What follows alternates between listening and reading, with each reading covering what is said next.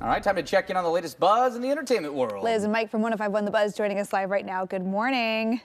Morning. Good morning, guys. Morning. Okay, Harry Potter making headlines. HBO is reportedly working on a Harry Potter reboot. How would this work?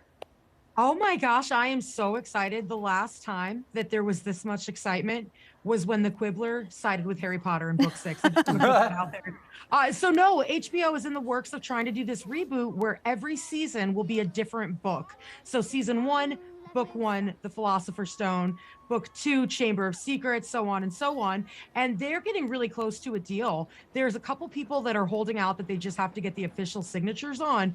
And from there, they're going to start casting the characters all over again as kids. And this is really exciting if you're a big Harry Potter fan, because there's a lot of stuff that was left out of the movies that were in the books. And it would be cool to see that come to fruition because, I mean, it's HBO. I'm sure there'll be hour-long episodes. There'll be at least 12 of them. So you got 12 hours per book, and it's just going to be filled with everything that is the world of Harry Potter. I love the idea. Yeah. Because I'm with, like, the books in general, especially books as detailed as Harry Potter, like, you really cannot capture all of it in just a movie, right? No. It would take a season.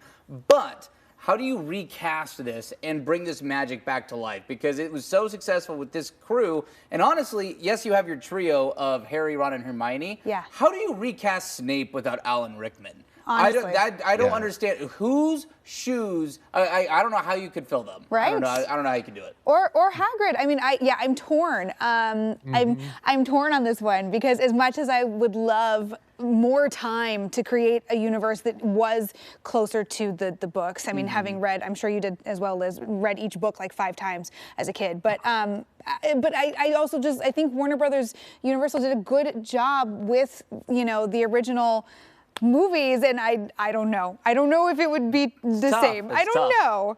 Yeah. Well, that's the thing. Like, I'm very excited and very nervous all at the same time because this could easily ruin the movie franchise that we know and love, which is on a marathon schedule every weekend in my household.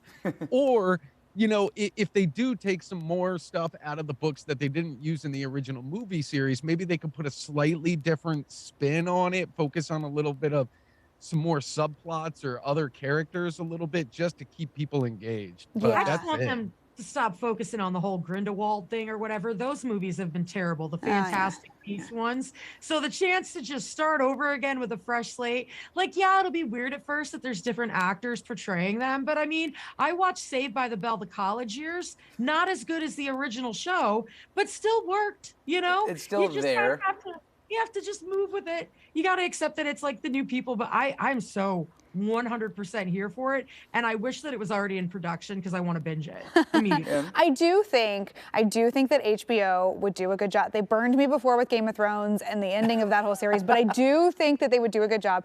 I think my fear would just be, I don't want someone to take this and do it badly and make it bad. But I think they would do a good job, and the advances in like visual and special effects and technology Would be nuts. since since the first movies came out. I mean, you could really have fun with this. You could. You saw what they did with the dragons in Game of Thrones. I mean, they could bring those same dragons right over to Harry Potter. Yeah. The scenes that I specifically think of, we're all Harry Potter geeks, so we need to move off this and get to our second topic. But when I think of the fourth movie, The Goblet of Fire, and like when Harry Potter has to jump to the lake, like his web foot, you're like, that looks like a PlayStation game. Like those are moments, but it was still fun in its own way, right? So I can see how it works. I'm nervous for the recast. I'm nervous. Nervous but excited. I hope it happens. I know. It'll be interesting. Well, as long as you guys, if it does happen, we have to have a watch party. Are we all on board with that? Yes. We will.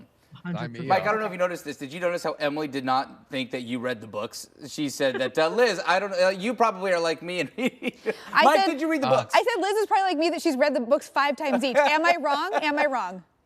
No, you're not wrong at all. And I read them all right after the midnight release parties. Mike, I didn't read a single one of them. Thank you. I'm not wrong. I didn't say he wasn't a fan. I just said that he watched. It's not that you're right. I mean, listen, I I was the kid in high school right. who watched the movie instead of reading the book to do the book report. So. See, Liz and I are the same person. We were the kids that stayed up till 4 a.m. reading the book 3 times. So funny. Anyways, really quick, you went to a Taylor Swift concert. Did you see her get on stage? No, because they She just keep magically it hidden. appears. Yeah, she just magically appears. And now we think we know how.